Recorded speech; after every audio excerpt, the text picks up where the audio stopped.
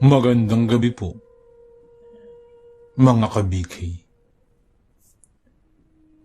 Welcome po sa ating Barangay Kapre. Ako po muli, si Boy Kapre. At tunghayan po natin ang pagpapatuloy ng kwento ni Islaw at ang kanyang alagang kalabaw. Pakinggan natin. Pagkabanggit ni Mang Tiago ng pangalan, ay lahat kami ay napatingin sa kanya. Ano ka mo, Tiago? Pakiulit nga! Tanong pa ni Kapitan.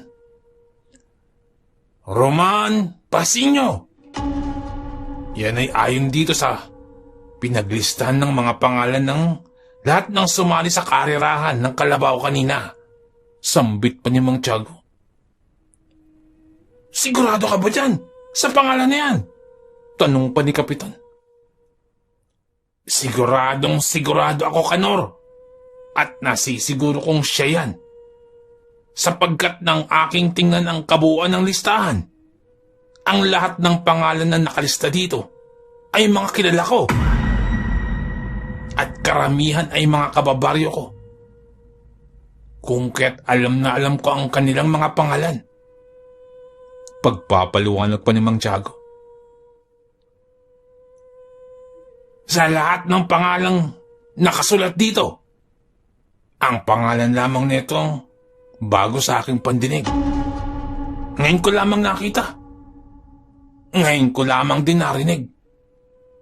Kaya nasisiguro kong siya ang tinutukoy ninyo. Siya ang nakalaban ni Islaw sa huling bahagi ng karera. Dagdag pa ni Mang Tiago. Ay, ganun ba? Magaling, Tiago. Magaling ang iyong pagpapaliwanag. Sa maiksing sandaling paglagi ko dito, ay nahahawa ka na sa katalinuhan ko. Sambit pa ni Kapitan. Anong katalinuhan? Matagal na akong matalino. Baka ikaw ang nahawa sa akin kaya panay ang dikit mo sa akin. Tugon naman ni Mang Tiago. At nagpayabangan na naman ang magpinsan na sina Mang Tiago at Kapitan. Nang ilang sandali pa'y nagtanong ako. Mang Tiago, mawalang galang na po. May istorbo ko po munang usapan ninyo ni Kapitan. Saan po natin mahahanap ang lalaking yan? Tanong ko. At dahil doon ay pansamantalang natigil ang yabangan ng magpinsan. Ay, iyon na nga, Islaw. Iyon na nga din ang nais kong malaman. Biglang sagot naman ni Kapitan. Nang biglang sumagot naman si Mang Ambo. Nako, baka hindi na natin yan makita dito.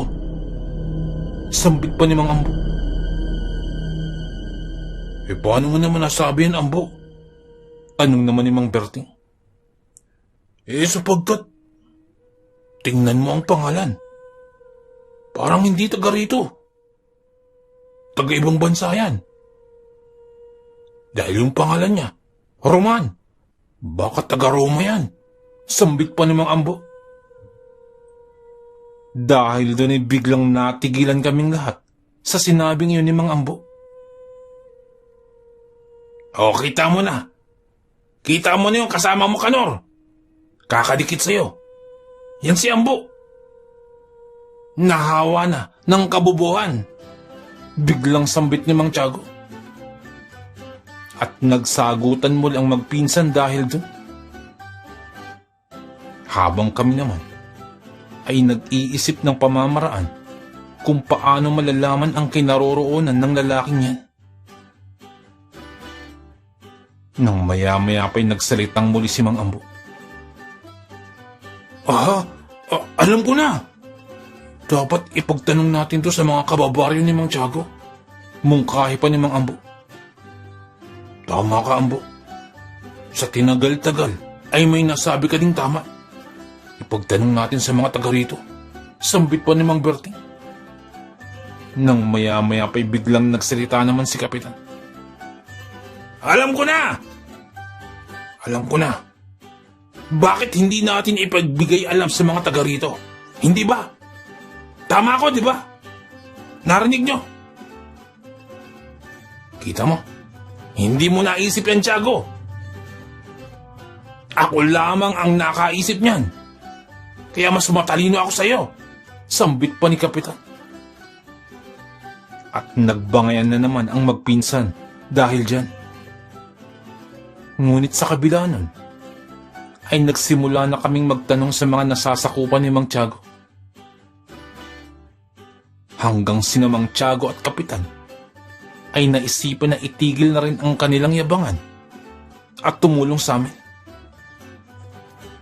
Pinatawag ni Mang Tiago ang kanyang mga nasasakupan at ipinagtanong-tanong ang pangalan ng taong aming hinahanap.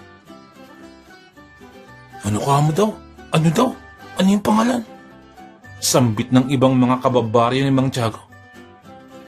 Ano daw ang pangalan? Ngayon ko lang narinig ang pangalan na yan Sambit pa ng iba. Hindi ko kilala yan. Bakit kaya pinapahanap ni Kapitan Tiago yan? Sambit pa ng iba na itong mga kasama. Kami naman ay nagmamatsyag lamang. Dahil baka may makapagturo sa amin ng mapagkakakilanlan o makakapagturo kung saan nakatira ang lalaking yun. Makalipas ang mahigit 1 oras, magpasa hanggang ngayon, wala pa rin nakakaalam kung sino ang lalaking yun. Islaw, mukhang hindi nga taga rito ang lalaking yun. Walang nakakakilala sa kanya dito Sambit ni Kadyo. Kaya nga, Kadyo, hindi nga talaga siya taga rito. Tugon ko. Paano ning ipinangako niya na ipapakilala niya raw ang anak niya? Mukhang nabaliwala na yun Natalo mo siya, di ba? Wala siyang isang salita. Sambit pa ni Kadyo. Kaya nga, hayaan mo na lamang. Nasabi ko na lamang kay Kadyo. Ngunit sa loob-loob ko, ay bukod sa makikilala ko dapat ang magandang dilag, ang lalong nagpagimbal sa akin ay kung papaano niya nagawa sa akin yun. Na ayon kay Kapitan, ay para akong nagayuma o nahipnotismo ng lalaking yun. Ibig sabihin, ay may kakaiba rin siyang kakayahan. May lihim siyang nalalaman. Maaaring kagaya ng nalalaman ko. Sambit ko sa aking sarili. At maya-maya pa'y lumapit sa amin si Kapitan. Islaw! Mukhang hindi tayo inaayunan ng tadhana. Mukhang walang nakakakilala sa lalaking yon. Ayon pa kay Tiago, hindi yung taga rito. Narinig mo naman, di ba? Ang sabi niya kanina. Sambit pa ni Kapitan. Kaya nga, Kapitan. Nagtanong-tanong nga din kami dito Ganyan din ang nakuha namin kasagutan. Walang nakakakilala sa Roma na yun. Baka talaga sa ibang bansa nakatira yun. Sambit pa ni Mang Ambo.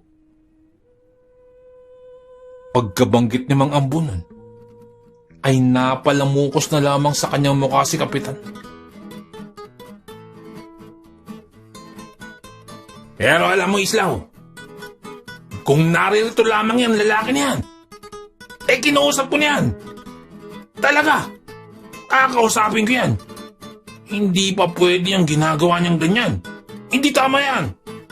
Sambit pa ni Kapitan. Tama yan, Kapitan. Ganyan nga. Tama yung ginagawa mo. Dapat talaga ganyan. Sambit pa ni Mang Ambo. At hindi lamang yan, Ambo. Hindi ko lang yan kakausapin. Baka kung hindi pa ako makapagpigil baka masakal ko pang lalaki na yan. Sinasabi ko sa inyo. Huwag siyang loloko-loko sa akin. Sambit pa ni Kapitan. Ang tapang talaga ni Kapitan. Napakatapang. Buang loob. Sambit pa ni Mang Berting. Nang biglang sumabat naman sa usapan si Mang Tiago. Kung taga rito lamang yan, lalaki na yan. Hindi ko lamang sasakalin yan. Hindi lamang ganyan ang gagawin ko. Baka sinikmuraan ko pa yan. At sigurado magmamakaawa sa harapan ko. Ganyan ang gagawin ko sa kanya. Sambit naman ni Mang Tiago. At nang marinig yun ni Kapitan, ay siyempre hindi din yun nagpatalo. At nagkayabangan na naman muli ang magpinsan. At habang nagdidiskusyon na magpinsan, maya-maya pa'y may lumapit na dalawang alis sa amin. Mawalang galang na po, Kapitan Tiago. Walang galang na po. Dahil doon ay natigil ang sagutan ng magpinsan. Ano ho yan, Aling Iseng? Ano ang may paglilingkod ko sa inyo? Tanong pa ni Mang Tiago. Kapitan Tiago, ito po kasing kasama ko. May nais sabihin sa inyo. Patungkol ho ito sa taong hinahanap ninyo. Sambit pa ni Aling Iseng. Opo, Kapitan. Ako po si Barang. At hindi po ako taga-baryo ninyo. Sa kabila po akong baryo. At naimbitahan lamang po ako ni Iseng upang makipamesta. Patungkol ho sa hinahanap ninyo. Narinig ko na po ang pangalan niya. Sambit pa ni Aling Barang. Dahil doon ay nakuha niya itong atensyon nila Kapitan at ni Mang Tiago. At maging kami. Ganun ba? Ganun ba, Manang? Sige. Tamang-tama po't hinahanap talaga namin ang lalaking yan. Ano nyo ho ba ang lalaking yon? Kaanak po ba ninyo? Tanong pa ni Mang Tiago. Hindi po, Kapitan. Hindi ko din po siya kakilala o kamag-anak. Pero naririnig ko na po ang pangalan niya. At sa pagkakaalam ko, isa siyang antingero. Kaya nadidinig ko na ang pangalan niya. Sa pagkakatanda ko, ay nakatira siya sa kabilang baryo namin. Sa may daanan ng 2 sapang dikit. Doon ho kayo magpunta at magtanong-tanong. Natitiyak ko, nabantog ho ang pangalan ng lalaking yan doon. Sambit pa ni Aling Barang. Ganun ba? Doon lamang pala. Maraming salamat po. Maraming salamat, Aling Iseng, Aling Barang. Maraming salamat. Sambit pa ni Mang Tiago. At kaagad din na umalis ang mga ali. Matapos sabihin yun kina Mang Tiago at sa amin. Narinig niyo yun? Isa palang antingero ang hinahanap natin. Sambit pa ni Mang Ambo. Kaya nga po, Mang Ambo, sinasabi ko ni, hindi pang karaniwang lalaki yun eh. May itinatago siyang pambihira. Dagdag pa ni Kadyo. Huwag na kaya natin siyang hanapin. Baka mapasama lang tayo. Sambit pa ni Mang Berting. Ano ka ba, Berting? Naduduwag ka ba? Sigaw naman ni Kapitan. Tama! Walang anting-anting sa amin! Dagdag naman ni Mang Tiago. Kaya nga, Berting, pare yun lamang naduduwag ka na. Kita mo sina Kapitan. Gayahin mo sina Kapitan. Napakatatapang. Sambit pa ni Mang Ambo. Ako naman ay hindi na ako nagulat pa sa sinabi niyo ng mga ali na antingero pala ang hinahanap namin. Sapagkat yung kakayahan niyang iyon na bigla akong nawalan ng malay ay hindi yun magagawa ng isang pangkaraniwang tao lamang.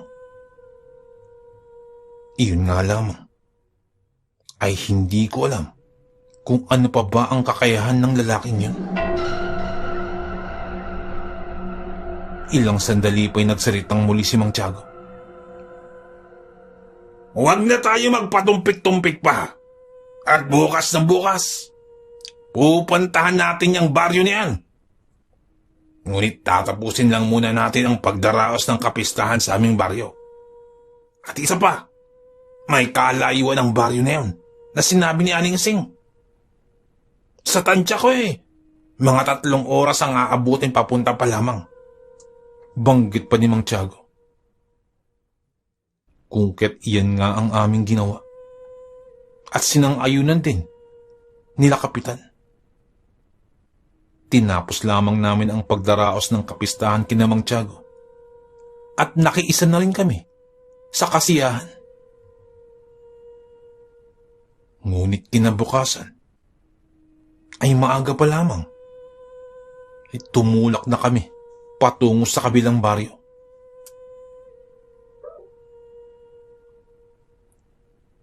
Sakay ng karitela ay pinangunahan ni Mang Tiago ang patungo sa baryo na yun.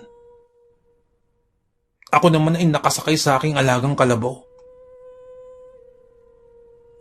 Huwag kayong matatakot. Habang naririto ako, wala kayong dapat ikatakot. Sambit pa ni Mang Tiago sa amin. Mas lalo na pag naririto ako, talagang wala kayong dapat ipangamba.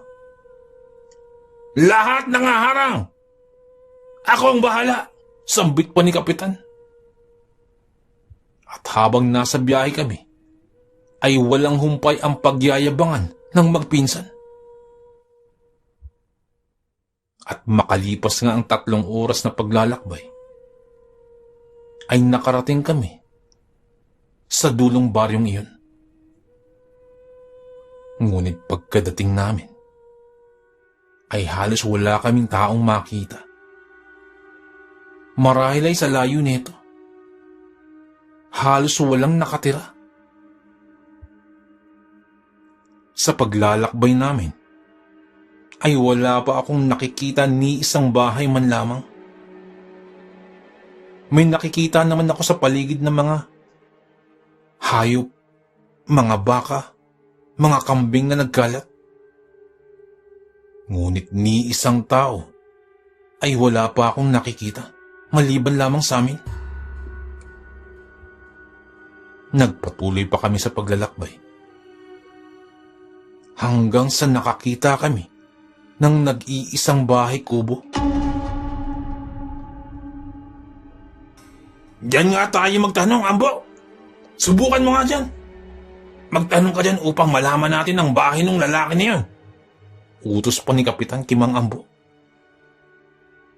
Kungket pansamantalang huminto ang aming mga sinasakyan. At bumaba na si Mang Ambo, na sinamahan naman ni Kadyo. Ako din ay bumaba na rin. Maya-maya pa'y nagsipagbabaan na kaming lahat. Pagkatingin namin sa bahay, ay nakasarado ito. Maging ang mga bintana at pintuan nito ay sarado. Mukhang walang tao. Bulong ni Mang Ambo. Kaya lang wala na tayong ibang mapagtatanungan Tugod naman ni Mang Berting. Kapitan, parang walang tao. Sambit pa ni Mang Ambo. At lumapit si Kapitan kina Mang Ambo. Tingnan mo sa gilid ng bakuran. Baka may tao doon. Utos pa ni Kapitan. Ang tahimik ng paligid. At hindi ka babakasan ng tao. Nang biglang may bumagsak sa puno. At biglang napatakbo si na Kapitan. Kasama si Mang Ambo.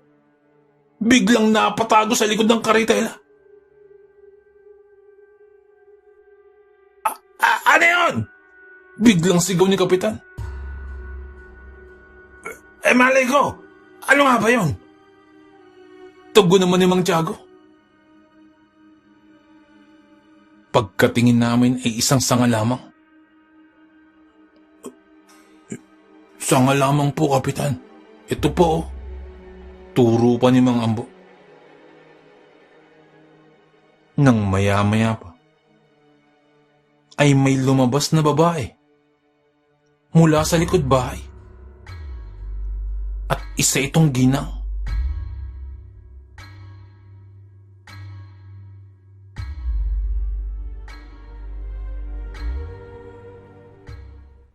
Nang maya-maya pa, ay may lumabas na babae mula sa likod bahay.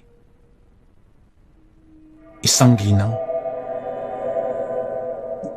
Kapitan, may tao na po, sambit ni Mang Ambo. Ay, may tao na pala. May tao na. Sambit pa ni Kapitan. Ambo, tumabi ka na. Ako na ang kakausap. Biglang sambit ni Kapitan. Nang bigla namang sumagot si Mang Tiago. Ako na, Ambo. Ako na.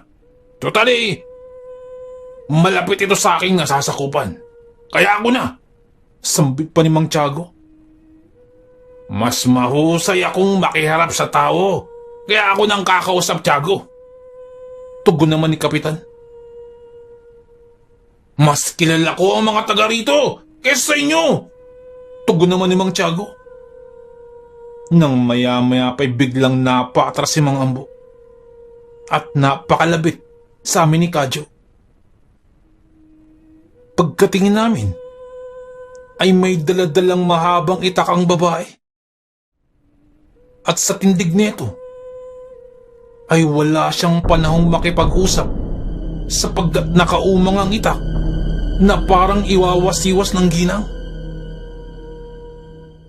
Tuluyan ng napaatras si Mang Ambo at Mang Berting. Hanggang sa mapansin na rin yun ni Kapitan.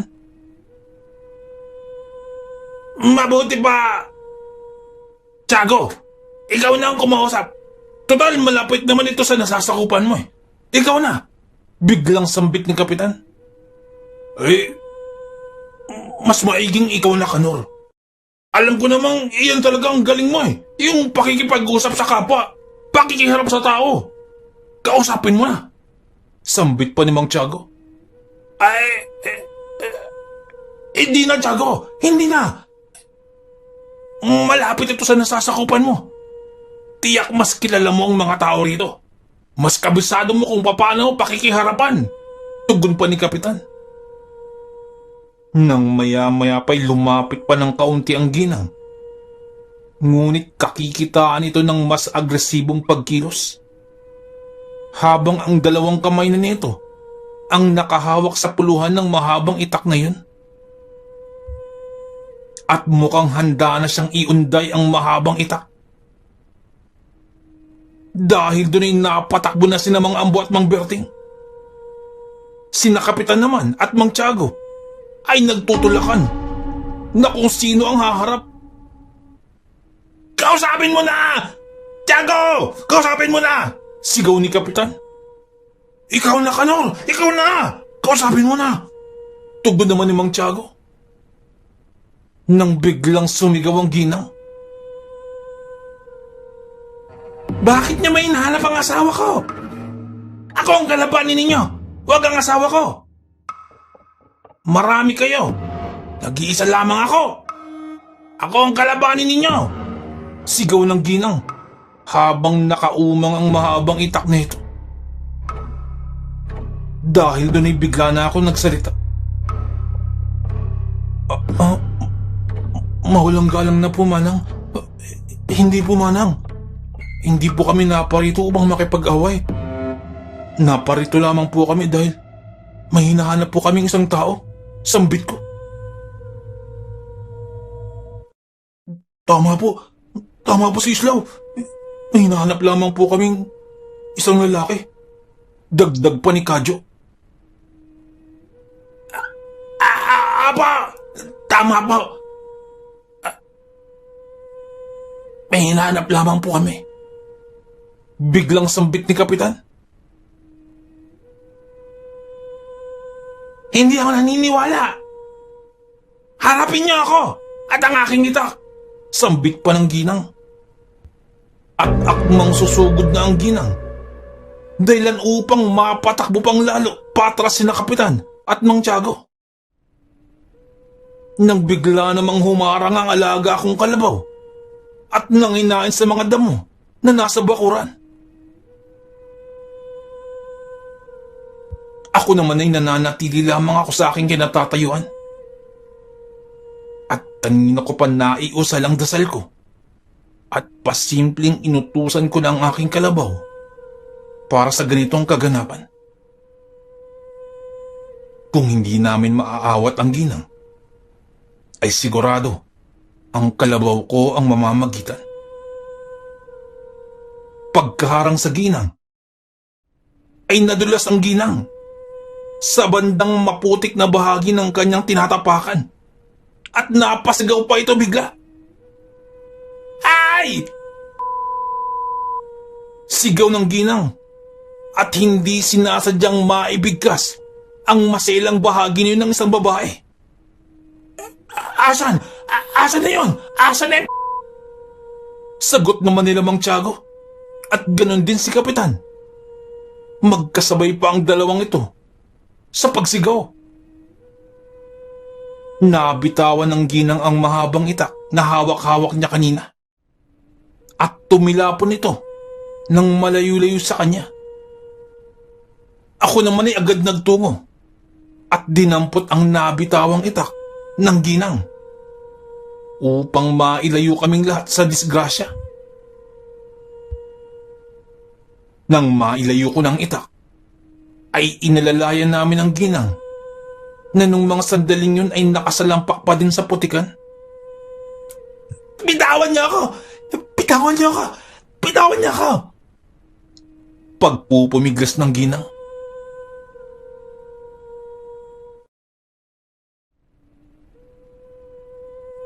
Huwag po kayong magalit. Nanay, tinulungan lang po namin kayo. At naparito po kami sapagkat may hinahanap po kaming isang tao at hindi po kami makikipag-away. Sambit ko. Nang biglang sumabat si Kadyo. Opo, hinahanap po namin si Roman Pasino. Pagkadinig nun, ay biglang nawala ang galit ng ginang at tila nahimasmasan nito. Ah! Si Roman ba ang hinahanap nyo? Ang akala ko kasi ang asawa kong hinahanap nyo eh. At tumawa ng malakas ang ginang pagkasambit ng yun. Pasensya na kayo ah. Medyo nadala lamang ako ng aking galit. Akala ko kasi asawa ko ang hinahanap niyo. At sabay tawa ulit nito na parang walang nangyari.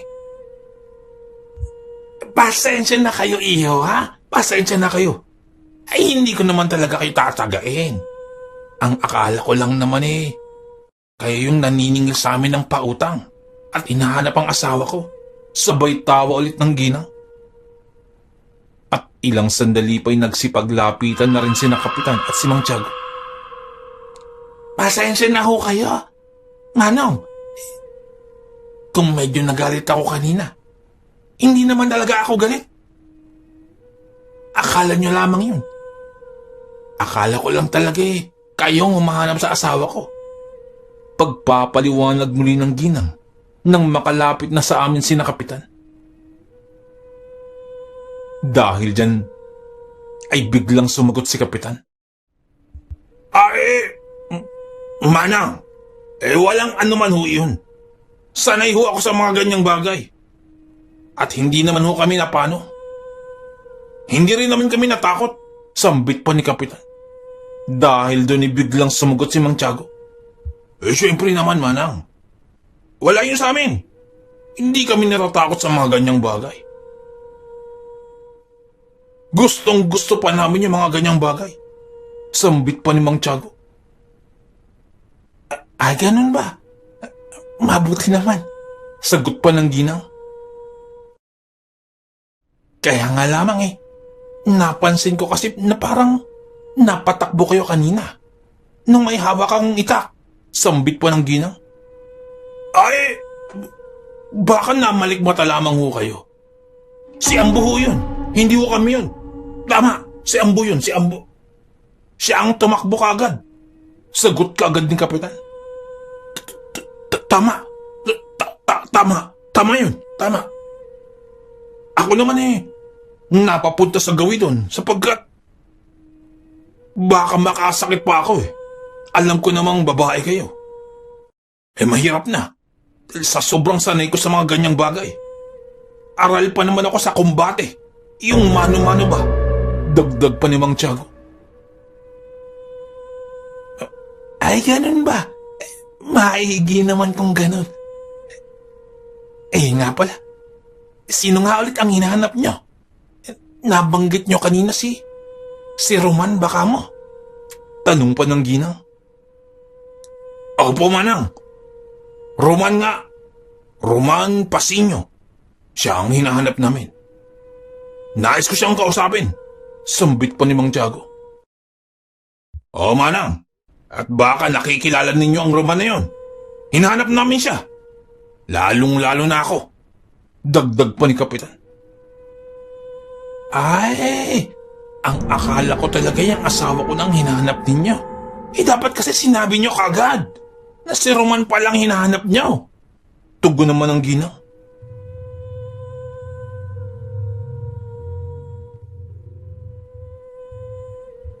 Kung si Roman ang hinahanap nyo, lumakad pa kayo paraon.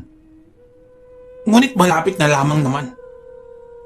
At kapag nakakita kayo ng malaking puno ng santol, sambit ng ginang. Ay, yung punong santol na huba? Doon huba nakatira ang Roman na yun? Tanong kaagad ni Mang Ambo. Hindi. Hindi pa yan. Ibig sabihin lamang nun malapit na kayo. Pagkadating nyo sa puno ng santol na yon, ay kumanan kayo. At may padaos-dos na daanan doon. Sambit pa ng ginang. Yun na ho ba? Sa padaos-dos ng daanan? Doon ho ba kami? Doon ba kami dadaan? Tanong naman ni Mang Berting. Hindi rin. Huwag ka dun sa padaos-dos na yun dadaan. Iwasan mo yun. Padaos-dos yun Madidisgrasya ka dun. Tugon pa ng ginang. Ganun po ba? Tugon na lamang ni Mang Berting. Doon kayo, sa kabilang banda. May makikita kayo na katapat nun, na daanan, na makitid lamang. Yun ang tahakin nyo, at diretsuhin nyo. Sambit pa ng ginang. Ganun ho ba? Doon na ho ba ang kay Roman? Ayoko na hong manghula. Baka mapahiya na naman ako Sambit pa ni Mang Berting. Natumbok mo! Yun na nga ang bahay nila Roman. Yun. Yun kasi ang sinasabi ko Sagot ka ng sagot kanina pa Tugon pa ng ginang. Dahil doon ay nagsalita na si Mang Tiago. Maraming salamat po, manang. Matanong ko na lamang din po. Ano ho ba ang pagkakakilala nyo kay Roman? Tanong pa ni Mang Tiago na medyo pabulong niyang itinanong. Napatingin sa amin ang ginang at tila kinilatis kami sa kanyang mga tingin. Yan si Roman. Bantog na ang tingero yan dito sa aming lugar. Kaya nga lamang ay hindi yan palaging naririyan. Bihirang-bihira namin niyang makita diyan sa kanyang lugar. Ang usap-usapan, nagtataglay siya ng tagabulan. Sambit pa ng ginang. Yan si Roman. May anak yan siya na maganda. Ngunit kapag nababalitaan niyang may umaaligid-aligid sa kanyang anak, ay hindi niya pinapalampas. Tinuturuan niya ang mga ito ng leksyon. Sambit pa ng ginang. Pagkadinig namin nun, ay nagkatinginan na lamang kami ni Kadyo. Silaw, narinig mo yun? Bulong pa sa akin ni Kadyo. Ay, ganun po ba, Manang? Yun pala si Roman. Tugon na lamang ni Mang Ambo. Oo, yan si Roman. Pero, maliban yan baka gusto niyo munang pumasok sa aking pamamahay at bibigyan ko kayo ng tuba. Habang nagkakwentuhan tayo, sambit pa ng ginang. Ay, wag na po. Wag na po. Maraming salamat na lamang po. Kung maaari po sana iuwi ko na lang po tuba. Sambit pa ni Mang Berting. Ano ka naman? Ano ka ba naman, Berting? Tuba na lamang iuwi mo pa. Kalahati mo na lamang. Parati tayo. Bulong pa ni Mang Ambo. Ay, hindi. Siya. Tama na yan. Ikaw, Berting, tumahimik ka. Ambo, tumahimik ka. Maraming salamat, O Manang. At pupuntahan na po namin ang pamamahay ni Roman. Sagot naman ni Kapitan. Ay, ganun ba? Sayang naman. Matanong ko na nga lang, kaano-anin niyo ba si Roman? Kaanak ba kayo? Tanong pa ng ginang.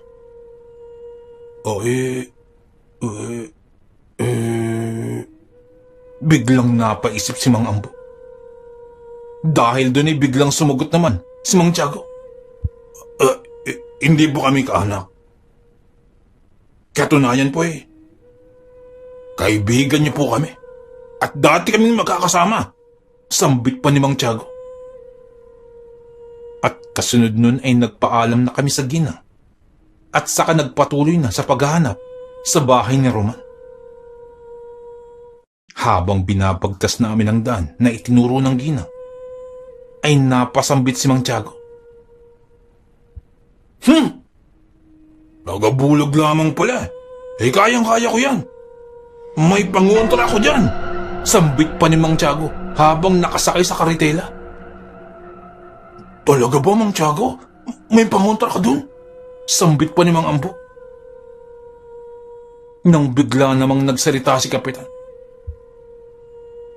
Ako hindi ko na kinakailangan pa ng mga pangontra sa ganyang klase. Dahil mararamdaman ko na yan sa aking paligid. Hindi na kailangan ng pangontra. Biglang sambit pa ni Kapitan. Talaga ba, Kapitan? Napakalakas mo talaga, Kapitan. Pambihirang yung kakayahan. Biglang tugon naman ni Mang Berting.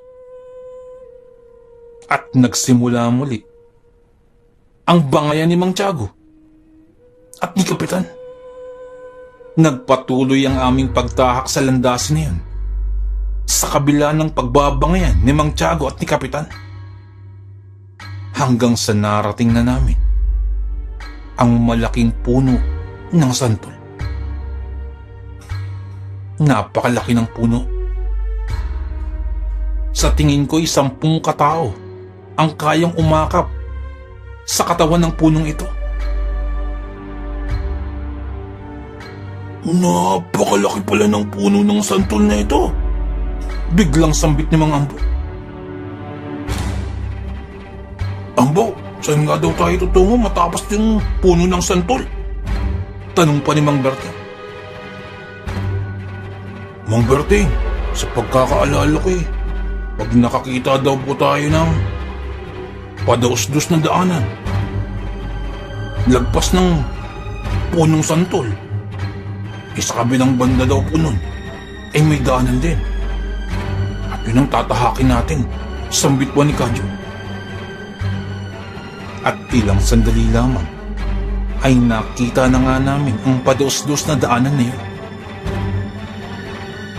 At kasunod nun, natagpuan na namin ang katapat na daan sa kabilang banda. yun ang aming tinahak. Kagaya ng bilin sa amin ng ginang. Nang ilang sandali pa, ay biglang nagsalita si Kapitan. Ambo! Ihinto mo. May nararamdaman ako. Biglang sambit ni Kapitan.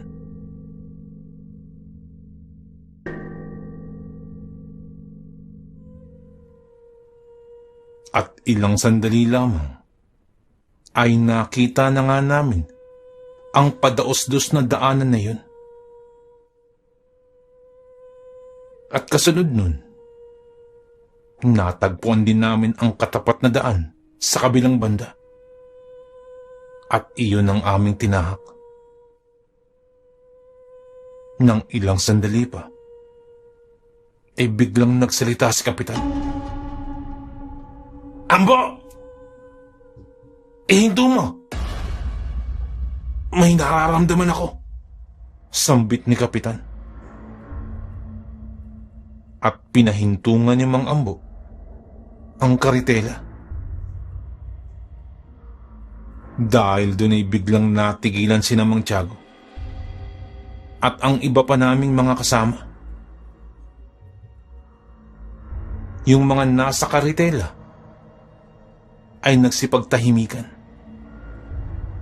Habang ako naman ay nakikiramdam sa paligid habang nakasakay sa aking kalabaw.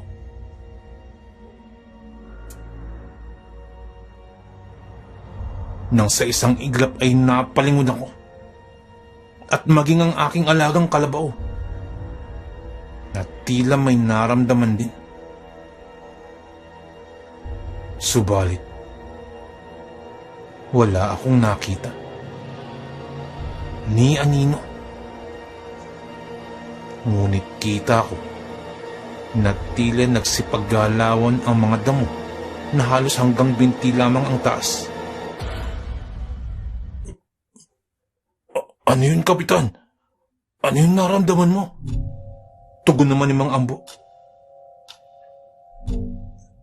May naramdaman daw si Kapitan. Sambit pa ni Mang Berting. Makaraan ng ilang minuto, ay patuloy pa rin akong nakikiramdam sa aking paligid. Nagmamanman.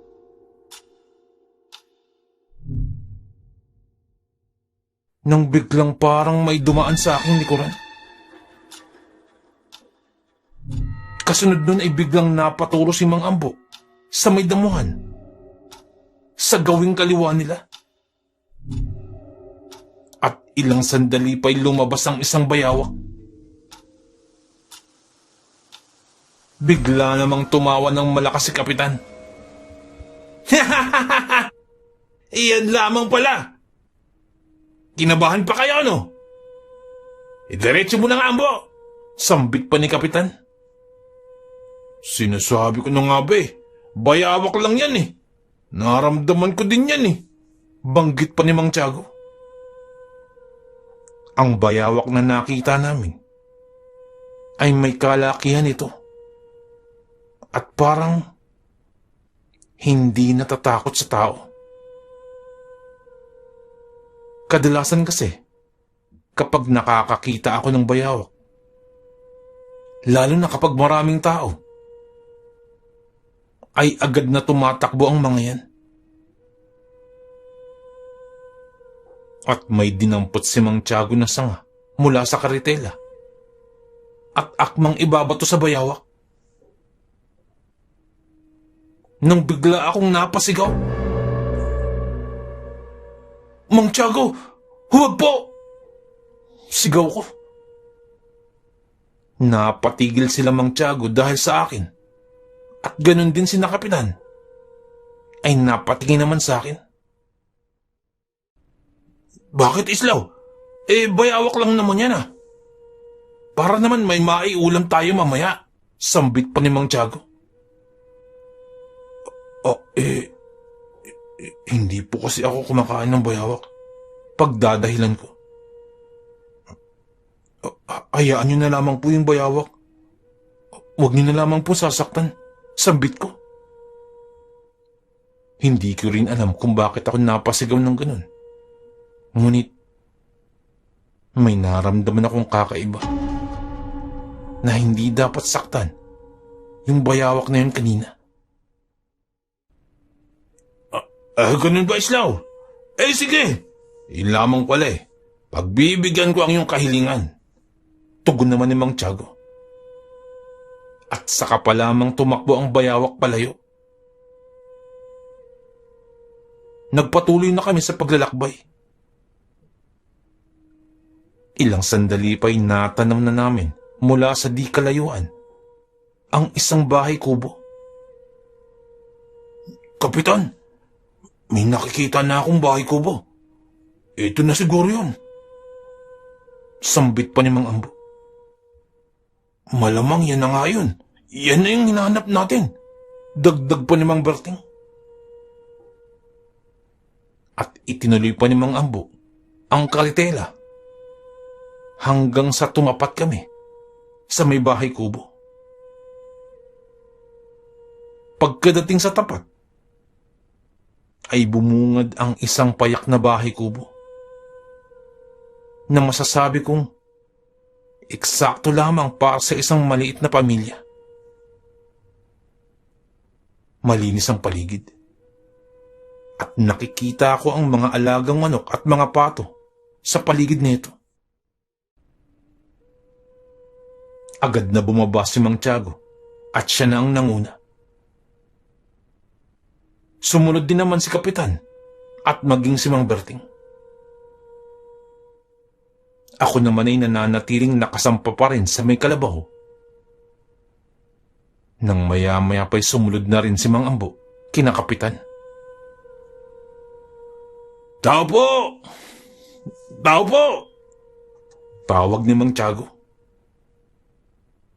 Subalit sa tawag na yun, ay nagsipagtakbuhan lamang ang ibang mga manok at tila mga pato lamang ang sumagot. Tao po! Magandang araw po! Tao po!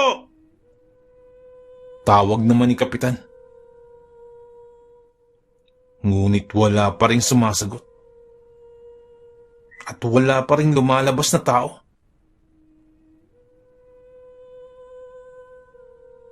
Subalit kung titingnan, ay nakabukas ang mga bintana.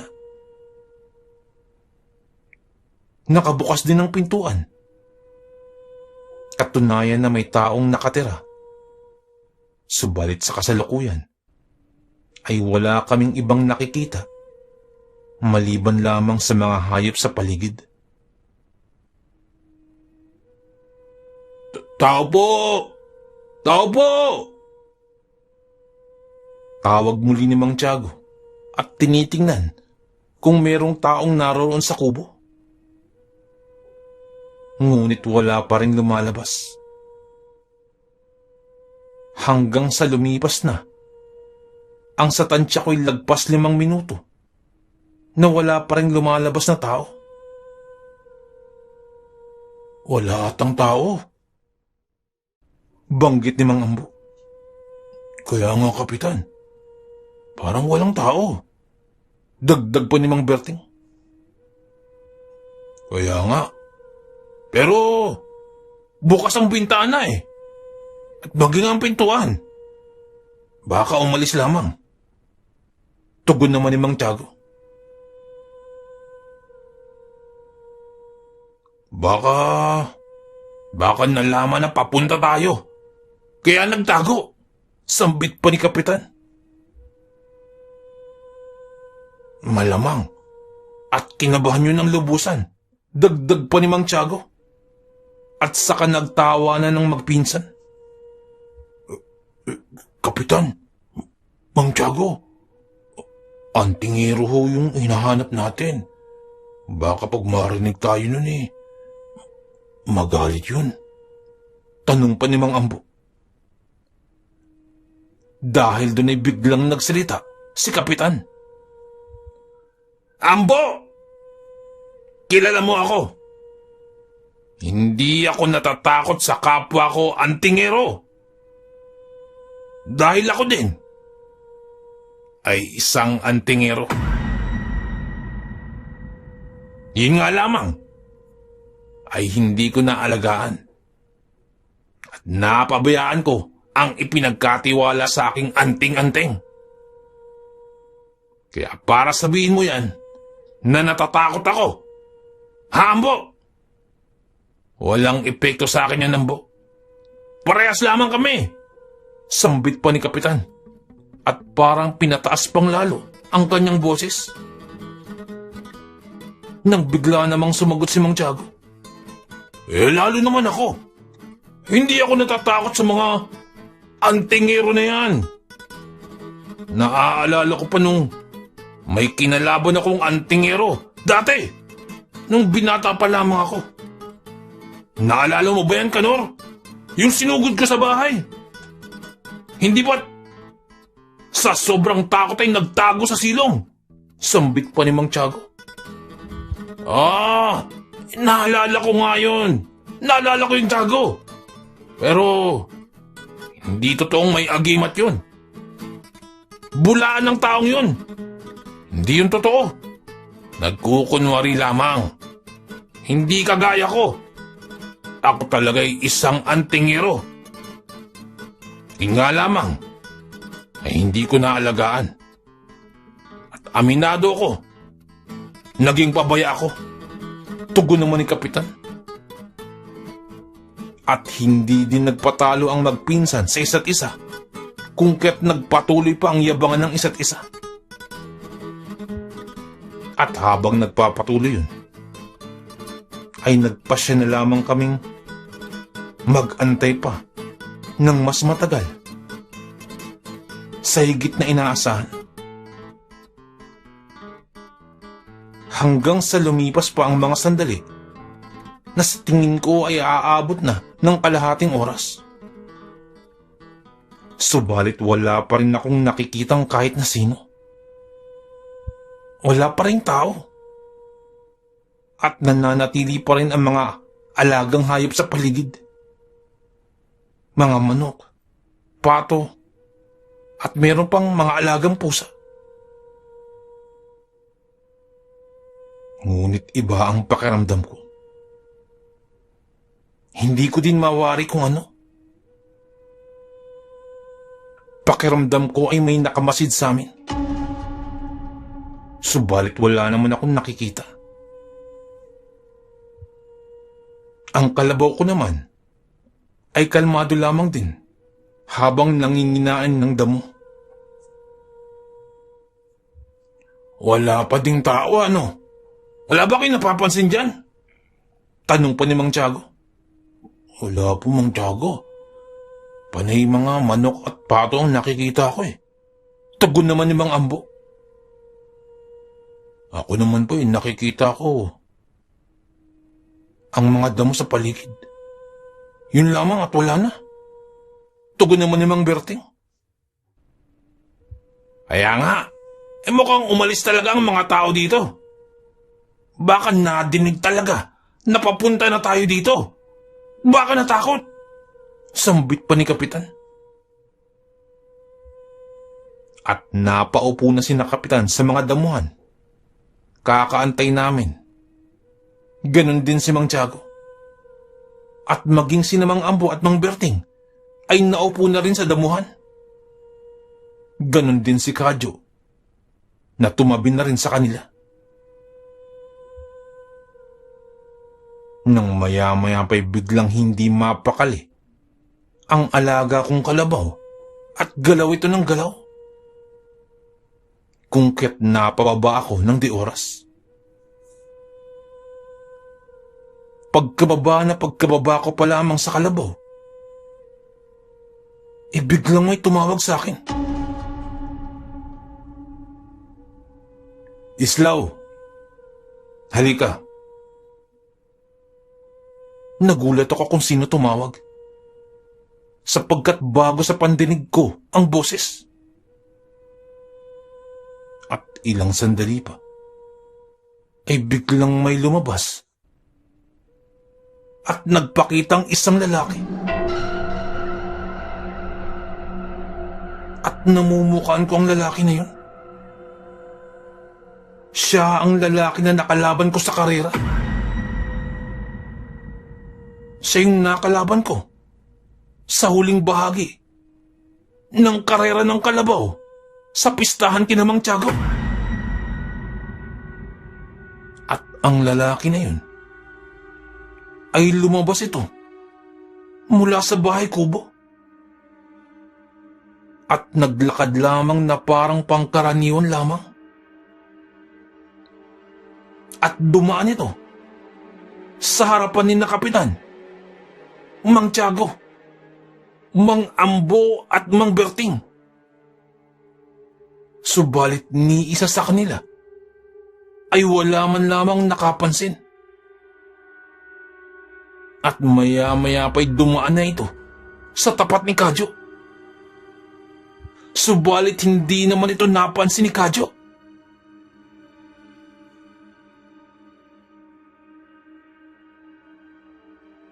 Nang maya-maya pa'y lumapit sa akin ng lalaki. Siya si Roman Pasino. Islaw, alam kong ako ang inyong pakay.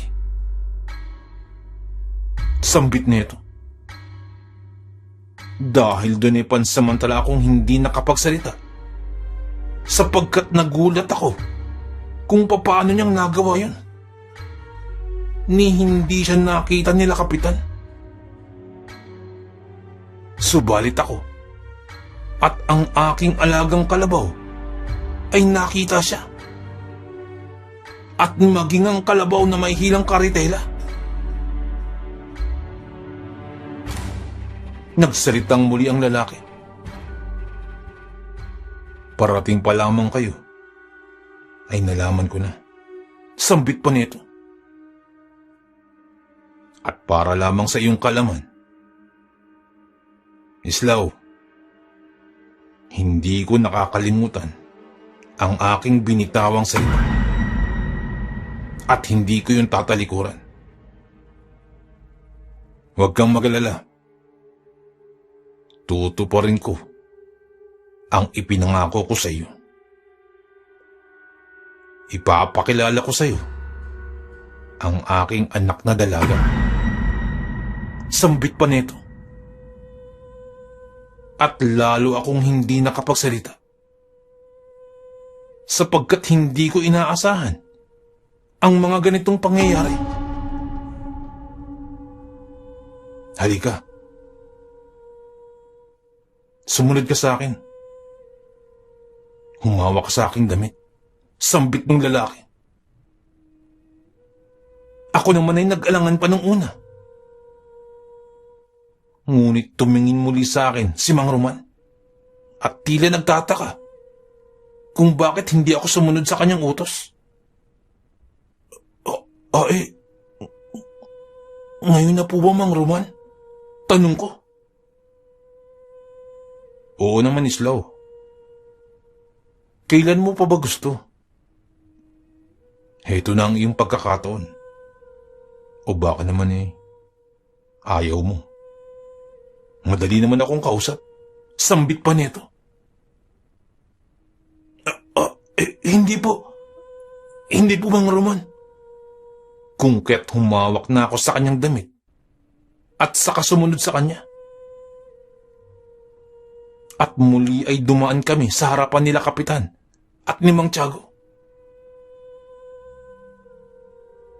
Ganon din sa harapan nila Mang Ambo, Mang Berting, at maging kay Kadyo. At ni isa sa kanila ay walang nakapansin sa amin. Na kahit makapansin man lamang na parang may dumaan. O kahit sa mga yabag na mga paa, ay wala silang naramdaman. Manghang-mangha ako nung mga sandaling yun. Subalit wala na akong panahon para mag-aksepa kung kaya't sumunod na lamang ako kay Mang Roman. At nang papalapit na kami sa bahay kubo, ay saka ko unti-unting nakita na merong mga nakatira sa bahay. Una kong nakita ang isang ginang na sa tingin ko ay halos kasing idara ni Mang Roman.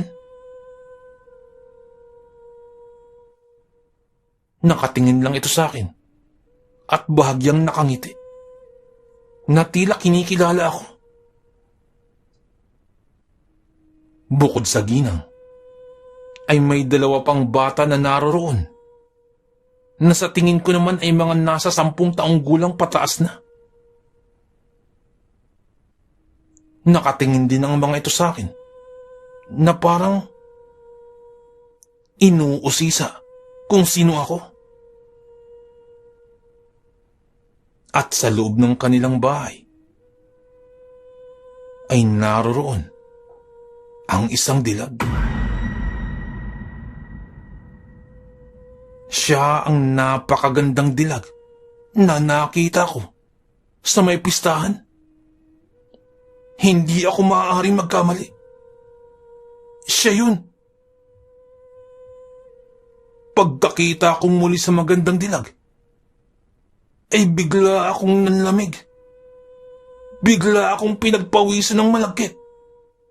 At naramdaman ko na lamang na parang tumutulo ang aking pawis mula sa aking uluhan.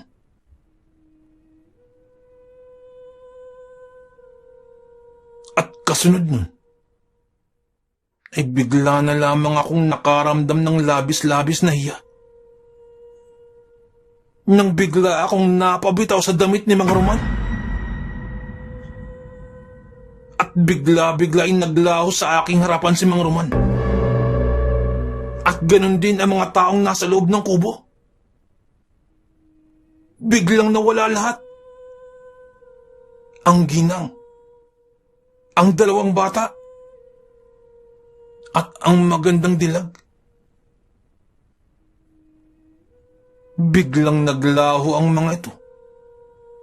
At nanatili na lamang ang bahay kubo na naroroon. Nakabukas pa din ang pinto. Nakabukas ang bintana. Ngunit sa pagkakataong ito, walang katao-tao. Nang biglang nabasag ang aking iniisip, nang marinig ko ang sigaw ni Kapitan. Ay! Islaw! Paano kang napunta riyan? Hindi ba naroroon ka lamang kanina sa labas ng bakuran? Biglang sigaw ni Kapitan. Oo nga. Tama si Kanor. Paano ka napunta riyan, Islaw? Parang hindi kita napansin na naglakad patungo riyan ah. Dagdag po ni Mang Tiago. Oo nga, Islaw. Paano nangyari yun? Anong ginawa mo? Lumipad ka ba? Tanong pa ni Mang Ambo. Hindi kaya gumapang si Islaw? O kaya naman baka nakatulog tayo. At saka naman dumaan si Islaw. Tanong pa ni Mang Berting. Si Kadyo naman ay napapakamot na sa kanyang uluhan. At hindi ubos maisip kung paano ako napunta sa aking kinatatayuan ngayon.